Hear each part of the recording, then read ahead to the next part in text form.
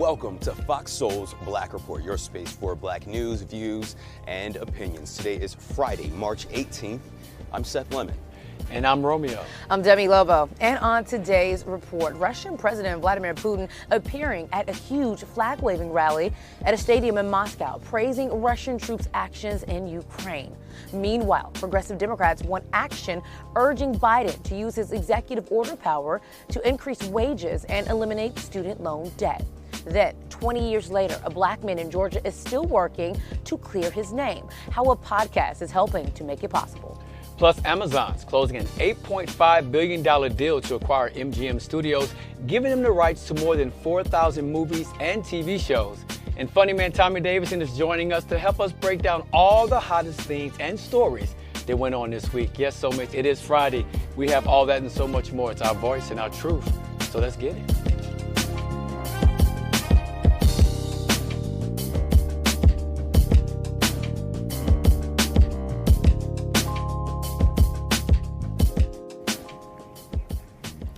Well, President Vladimir Putin, he used a rally at a packed soccer stadium today to justify the Russian offensive in Ukraine, promising tens of thousands of people that were waving Russian flags that the Kremlin's aims would be achieved. You see the damage they've been causing there, though.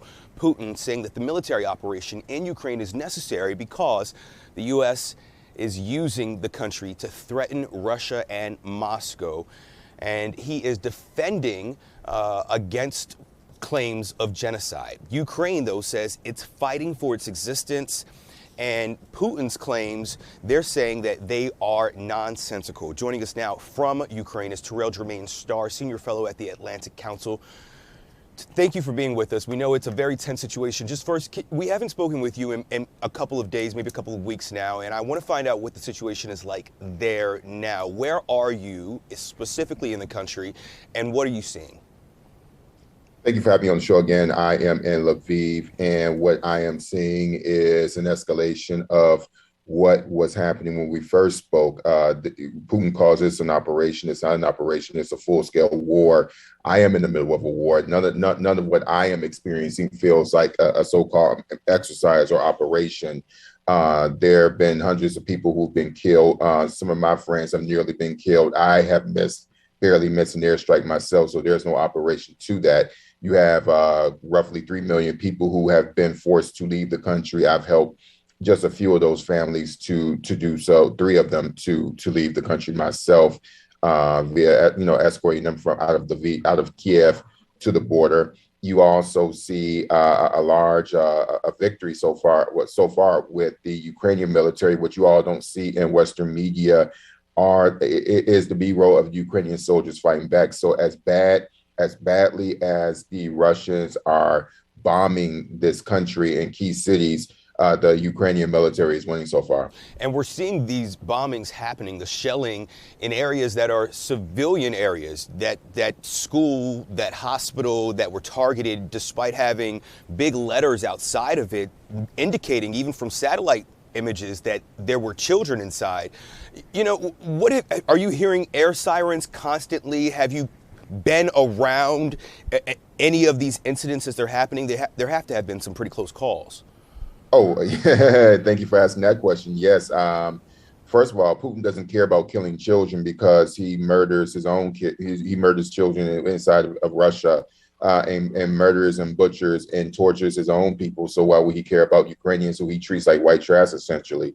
As far as what I have seen, yes, sirens go off all the time. I'm in Lviv, so it's much better than it is Kiev. The sirens drove me to the state of paranoia, and I don't know if that's a proper medical term, but basically I was out of my mind, drove me out of my mind during the first 3 or 4 days of the war. And then also I missed an airstrike by 200 meters. I actually saw missiles hit a military base, and my friends themselves have barely missed missile strikes. And so, yes, this is all incredibly dangerous. We have, we wake up to sirens. You go, been in a bomb shelter once. So yes, this is all very harrowing. You know, it's even more scary now that we're seeing American journalists being killed. So, of course, we are very concerned for your safety and we're praying for you. I want to talk about the African refugees that we've seen. We've seen images and heard stories of them being segregated, trying to get out into Poland, trying to get on trains and buses. Have you witnessed any of that? What are your friends telling you, your black friends there, about their experiences trying to flee the violence? Yeah, again, thank you for that question. Yeah, I mean, I've seen separations there. And definitely, I've seen the reports, and they have been confirmed of students facing discrimination at the border. And particularly, a lot of these have taken place at the very beginning when it was at its worst, when everybody was getting out. And so the racism that we all see here, that which is not germane to Ukraine, by the way, which is something that's peripheral across of Europe. It was always here. It's just that when you have these type of tragedies and these types of conflicts, it just comes out and it manifests itself in the very worst ways possible. Yes, that was happening. What we also saw were, several members of the elected officials who spoke out against it, who vowed to fight, who vowed to work on improving those conditions and fought and spoke out and renounced the racism that was taking place there. It also depends on where you're talking about in the country. So you have some places, some cities, Sumi and Kherson, for example, whereby it's not just African students who are struggling to get out, it's everyone that's struggling to get out of those cities because they're surrounded by Russian troops. And until the Ukrainian military liberates those cities, it's not much that can be done for anybody there, whether you're an African student or whether you're a regular kind of Ukrainian citizen. But what you do see is that I've run into people who left and they don't have any problems at all. But yet that racism that we talk about certainly existed. Certainly something that people spoke out about, including some members of government. And that's something that is quite shameful. You can't escape being black, it seems, no matter where you are. No. Some good news, though. We've heard from Hampton University, and of course, we love our HBCUs. They are planning to house and offer free tuition, room and board to students coming from Ukraine. What are your thoughts on that? Seeing an HBCU that is stepping up in the face of an event that traditionally black folks might not consider something that they are directly impacted by. Well, as a HBCU grad myself, I'm definitely proud that that HBCUs are stepping up to support these people. And so black people are everywhere. And so when you think about Ukraine, you tend not to think about black folk, but there are black Ukrainians here. They're not a huge number. And, it's not like we're talking about Mississippi here, but there are definitely representation of black people here, whether they be African students or whether they be indigenous to this country. And so it just shows you that in these conflicts, you're going to see diversity coming out, and in some instances, you will see the racism that they faced here. And it, going back to what your point is, that if you're black, you can't escape it. And so it's something that I have experienced here, as I have in my own country. And so I am very proud of the HBCUs doing. So in fact, one of the things that I am working on in my own work when I'm not doing journalism is figuring out ways how HBCUs can bring, and even can bring in more of these students, because they definitely need our support, especially given the fact that many people may not realize that a lot of these students are here in Ukraine. How do you see this ending? What's the resolution? Are we even near the denouement for this? Because we've seen President Biden this morning talking with China, as there are concerns, about how they could be bolstering Russian efforts. And we've got some more information about that coming up. But I just want to get your response to President Biden's talks with China, and then how you see all of this conflict wrapping up. Do you see an end to it? In regards to China, China is an opportunist in this situation, and so they are people who the Chinese have their own authoritarian issues and human rights issues in their own country. And when you think about Taiwan, for example, they have their own conversations of sovereignty, et cetera. And so they're not people who are necessarily bound to accept the breakaway nations because of their own issues with Taiwan. In regards to what China's role will be in there, it will be a very shrewd role, one where, of course, the Chinese will benefit from it, because again, they are a state that operates like Russia, that has its own human rights issues. In regards to how this is going to end, basically, this is a new territory for us. Putin does not have to. He doesn't have no one. He's not accountable to anybody, and so for the first time, you have a military that we thought was the second most powerful in the world. Turns out that they aren't. I mean, the Ukrainians are kicking their butts at the ground troop level.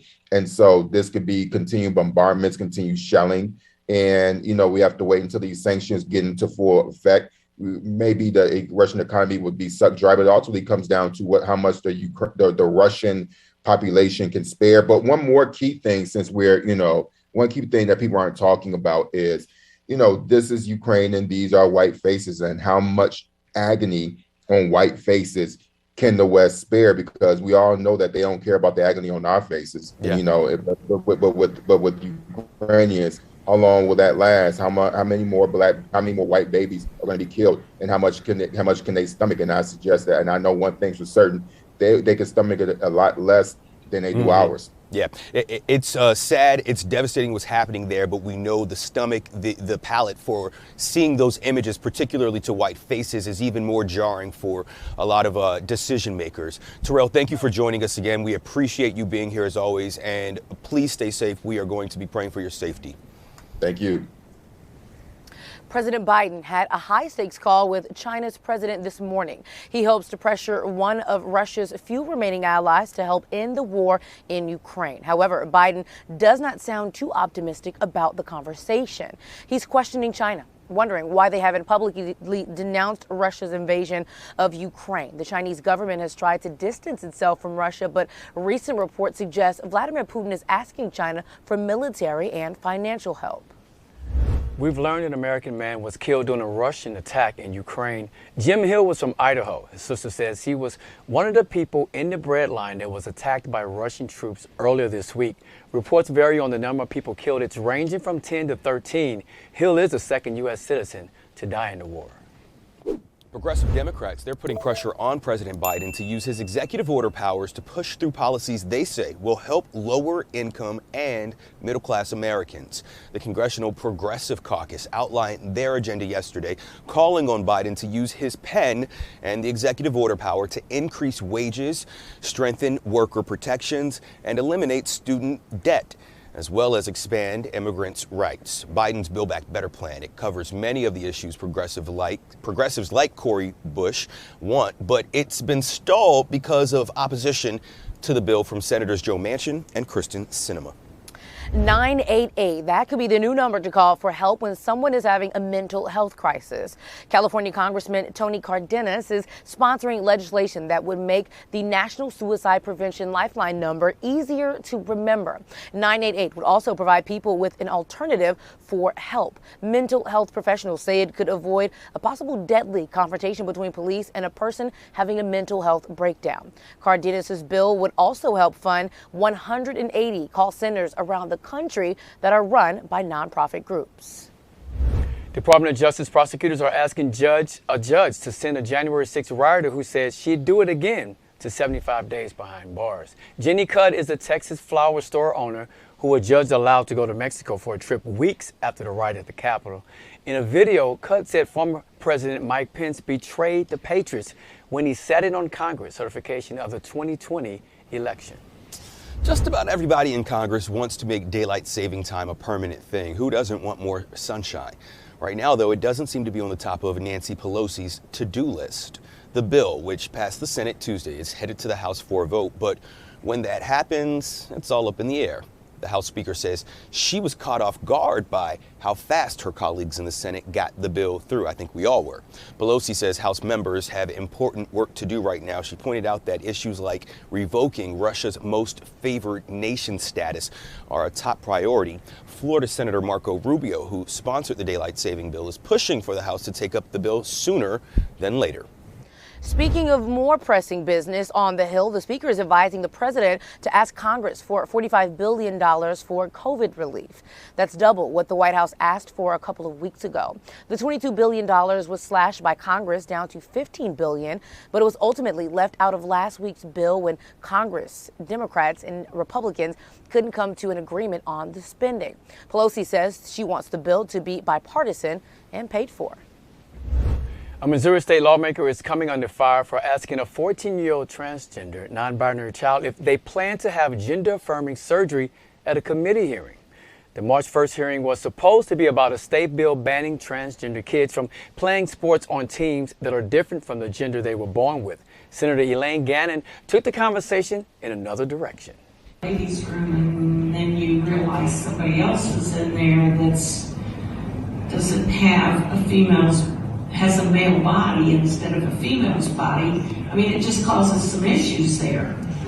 No, it doesn't. It's, you should let people go to the bathroom. No one's there.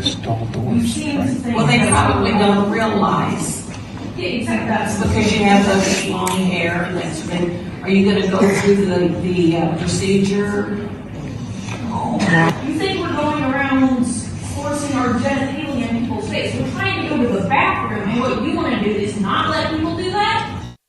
Unbelievable. From banning of books to the banning of transgender students from athletic competition, conservatives are using school boards to further their political agenda.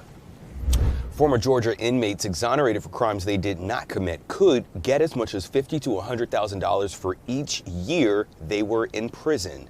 Georgia's House of Representatives cleared the way for a bill that would appoint a panel to analyze the compensation requests of people who were wrongly convicted.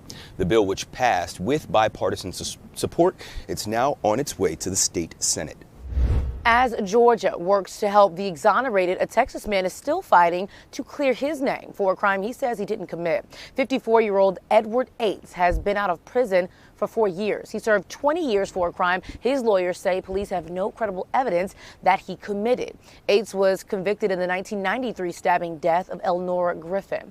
Investigators say during a fight with Ates, Griffin lost control of her bodily functions and soiled herself. Cops say they linked a shoe print with feces back to Ates. His first trial ended in a mistrial, and in 1998, Ates was found guilty and sentenced to 99 years in prison. In 2015, a podcast host heard about the case and worked to get Ates released on parole. It worked. Now Ates is working with his legal team towards a full exoneration. A former Ku Klux Klan leader has qualified to run for office in North Georgia. Chester Doles once held the title of Grand Officer of the Invisible Empire of the KKK. He now wants to be a Lumpkin County Commissioner. Most of his leadership experience is what he calls white activism. He was a member of the Nazi political organization and a member of the National Alliance and Hammerskins, which is a racist skinhead gang. Doles also served time in prison for beating a black man. However, he now says he's reformed and has repented for his past racial transgressions with help from a black pastor. He told a local station in Georgia if the late civil rights activist Hosea A. Williams and Representative John Lewis can run for office, so can he. He added Williams was arrested 168 times and Congressman Lewis 68 times, so that's not a reason to disqualify someone, adding he considers himself a white civil rights activist. So he says he's considered himself all good now. Well, if that's the case, here's some quotes he's saying. The sick, insane culture of wokeness is destroying America. These people want us gone. And we American patriots are the most new endangered species. These are things that he is saying. And when he tries to talk about Representative John Lewis and what he was arrested for trying to make things right in this world, you know, for trying to do the right thing, there's a big difference. Don't you agree? A very big difference. And so the reason why he was able to even be eligible is because felons in Georgia, they can't hold elected office if it's been 10 years since their sentence. So that was, you know, why he's able, and it has been 10 years. But also, he's been to prison twice. He marched at the Unite the Right rally. This man is not a good person. And I hate that he's name dropping a black pastor, name dropping John Lewis. We don't want to hear any of that stuff. But this is more important that we focus on the local elections, because that is the only reason he is able to even kind of dive in, because he knows black Americans, we don't take the local elections very serious. And he could squeeze in if we weren't talking about it right here on the Black Report. Yeah, he said, you know, Hosea Williams was arrested 168 times. John Lewis was arrested 68 times. So it's not a reason to disqualify somebody. I think being a member of a hate organization that is labeled as such is quite a disqualifying factor for anyone to run for public office. And so I think that maybe this is something that people in Georgia need to talk to their lawmakers about, amending this qualification law, because we know that in some cases felonies should not be disqualifying, but in this case, someone who was a KKK leader and a neo-Nazi, no. And so I hope voters say no at the polls. Absolutely. That would definitely be going backwards.